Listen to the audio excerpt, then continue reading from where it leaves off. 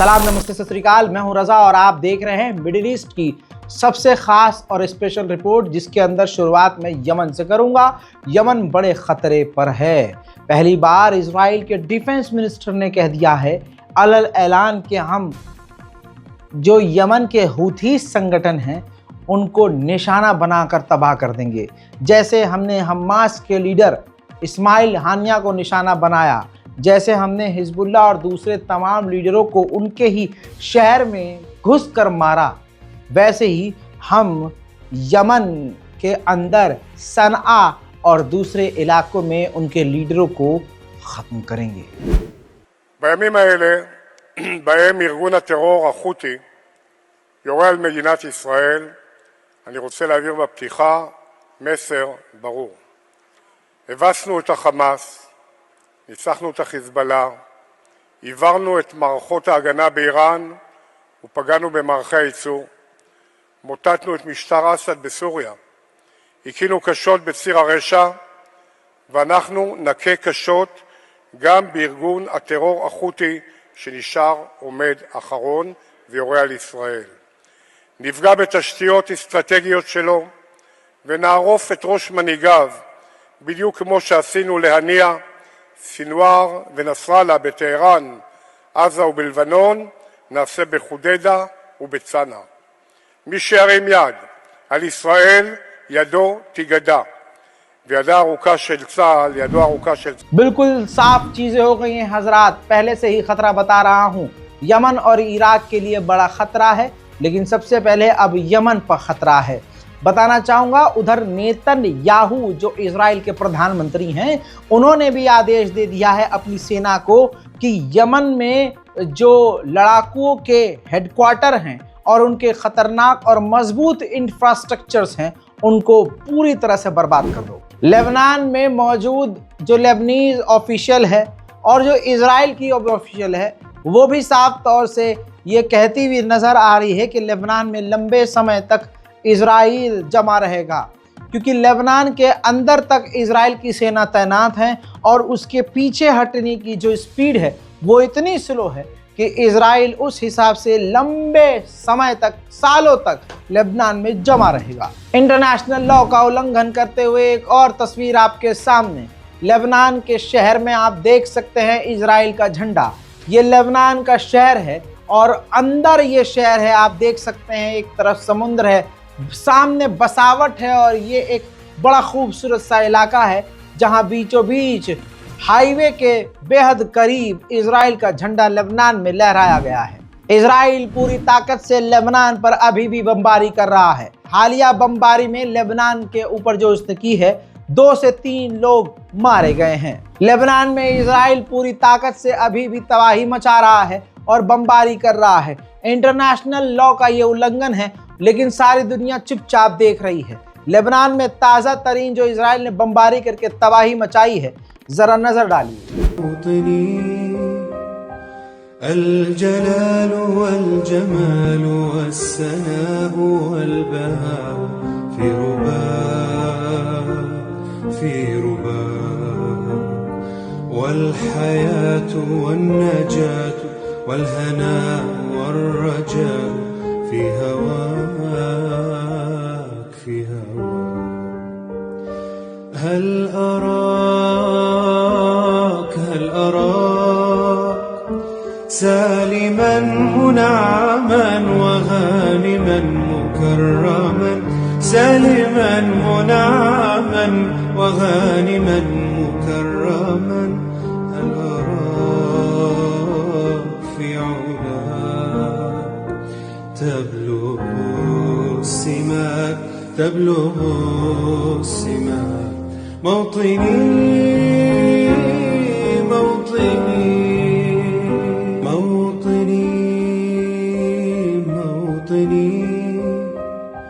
الجلال والجمال والسناء. अब लेबनान बेचारा क्या ही कर सकता है। लेबनान ने अमेरिका और फ्रांस से रिक्वेस्ट की है कि इजराइल जिस तरह से वॉर क्राइम कर रहा है, इंटरनेशनल लॉ का उल्लंघन कर रहा है, हम पर हमला कर रहा है, रुकवाइए। इसके बाद बता दूं कि यूएन ने इजराइल से ऑफिशियली साफ कह दिया है कि आप गैर कानूनी काम कर रहे हैं, लेबनान से इसी वक्त बाहर निकले। लेबनान को पूरी तरह से इजराइल बर्बाद कर रहा है। ये लेबनान के सैनिक बिल्कुल गाजा और फिलिस्तीन में जो कर रहे हैं वो यहाँ भी कर रहे हैं। ये देखिए, मकानों के अंदर बम लगाकर लेबनान के मकानों को इजराइल के सैनिक उड़ा रहे हैं। उधर नेतन्याहू ने अपनी ही पार्लियामेंट, इजरायली पार्लियामेंट में जानकारी अपनी सरकार को दी है कि हमास से हमारी बातचीत हुई है और हॉस्टेज डील को लेकर कुछ प्रोग्रेस पॉजिटिव वे में हुई है। उधर स्लोवाकिया और इजराइल के बीच हथियारों की डील हुई है। $550 मिलियन से भी ये ज़्यादा की डील है, जिसमें स्लोवाकिया को इजराइल $550 मिलियन से महंगे डिफेंस सिस्टम प्रोवाइड करवाएगा। ये सौदा करके इजराइल ने मोटी रकम स्लोवाकिया से हासिल की है और उस रकम का आप जानते हैं गाजा और फिलिस्तीन और तमाम आसपास के इलाकों में तबाही मचाने के लिए इस्तेमाल करेगा। जिस चीज़ का डर था वो ही हुआ। फिलिस्तीन के वेस्ट बैंक के इलाके में 7 इलीगल जगह पर इजराइल ने इलीगल तौर पर कब्जा कर लिया है। फिलिस्तीन के वेस्ट बैंक के 7 बड़े बड़े इलाकों पर इजराइल ने कब्जा कर लिया है। उधर गाजा का हाल देखिए, जहां लाशें इकट्ठा थी इजराइल ने वहां बमबारी की। अब लाश का कोई पुरसाने हाल नहीं है, सड़कों पर लाश बिखरी पड़ी है। मेरे दोस्तों, इससे बुरी तस्वीर एक और है कि लाशों को बिल्लियां नोच रही हैं। जी हाँ, ऐसा वीडियो रिकॉर्ड हुआ है। रिकॉर्ड करने वाला तड़प गया है। वो तस्वीर हम जब छोटी स्क्रीन पर ब्लर देख रहे हैं तो रूह कांप जा रही है। लाशों को गाजा के अंदर कुत्ते और बिल्लियां नोच रही हैं। लाशों के चेहरे से गोश्त के लोथड़े और स्किन को, आंखों को बिल्लियां नोच रही हैं और दुनिया चुपचाप इस वॉर क्राइम के इजराइल को चुपचाप देख रही है। 444 से 45वां दिन हो चुका है गाजा में नरसंहार का और अब तक 45,317 से ज्यादा फिलिस्तीनियों को इजराइल ने शहीद कर दिया है। और ये आंकड़े तो ऑफिशियल हैं, वरना आंकड़े असल में जो गिनती में ही नहीं है वो इससे डबल है। उधर नॉर्थन गाजा में ये तस्वीर देखिए, इजराइल का एक ड्रोन कमाल अदवान हॉस्पिटल के अंदर एक ड्रोन के जरिए पैकेज रख रहे हैं। जी हाँ, उस पैकेट के अंदर बम है। यानी किस तरह से जैसे भी इजराइल को मौका लग रहा है वो गाजा को बर्बाद कर रहा है, बम लगाकर उड़ा रहा है। वहीं गाजा में यही हाल है। ये देखिए, इलाकों में बम लगाकर गाजा पूरे गाजा के अलग अलग मोहल्लों को इजराइल के सैनिक बम लगाकर उड़ा रहे हैं। अब मेरे साथ जरा इस वीडियो को देखिए, ड्रोन फुटेज है। देखिए, गाजा ने जबलिया में क्या ही तबाही मचाई है। 4,500 से ज्यादा बिल्डिंगों को खंडर कर दिया है, तबाह और बर्बाद कर दिया है। ये देखिए, जमीन पर जहन्नम अगर दिख रहा है आपको तो आपकी स्क्रीन पर है, जो गाजा में एक कब्रिस्तान है। एक पूरा मुल्क जो कब्रिस्तान बन गया है, उस मुल्क का नाम गाजा है। गजा के लोगों के बारे में सुन सुन के हमारे कान थक चुके हैं, मेरी जबान पक चुकी है और आप ऊब चुके हैं। लेकिन गाजा के लोगों के ऊपर इजराइल जुल्म कर करके नहीं थका है।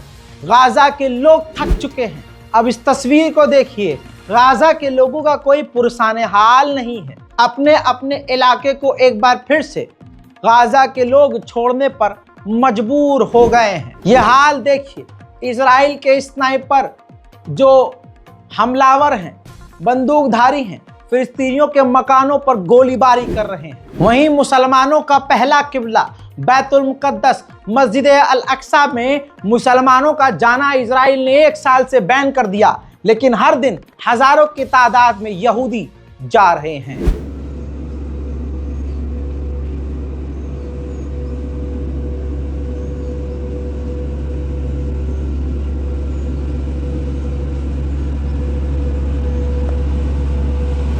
उधर लंबे समय के बाद हमास ने बड़ा कांड कर दिया है। हमास ने कहा कि इस 1.5-2 साल की तबाही और नरसंहार में हमने एक पहला ऐसा ऑपरेशन किया है कि गाजा के एक घर के अंदर इजराइलियों ने बहुत सारे फिलिस्तीनियों को कैदी बनाया था। हमारे लड़ाकों ने उस इजरायली सेना पर उस घर में घुसकर हमला किया और फिलिस्तीनियों को आज़ाद कराया और कई सारे इजराइल के सैनिकों को हमने मौत की घाट उतार दिया। मेरे दोस्त, गाजा स्पेशल रिपोर्ट में जो मैं आपको गाजा और आसपास यमन के तमाम आसपास की तमाम बड़ी जानकारियां दे रहा था, फिलहाल की इस रिपोर्ट में इतना ही। और इससे पहले जो अपडेट दे चुका हूं उस वीडियो को भी जाकर जरूर देखिए। हमारे चैनल रजाग्राफी अनस्क्रिप्टेड को सब्सक्राइब कीजिए और अपनी राय कमेंट में दबा कर लिखिए और दुआओं में मुझे याद रखिए, ताकि आपकी दुआओं के असर से यह आवाज बुलंद रहे और आपके सामने बिना रुके बिना झुके इसी तरह से सच बयान करता रहूं। जय हिंद।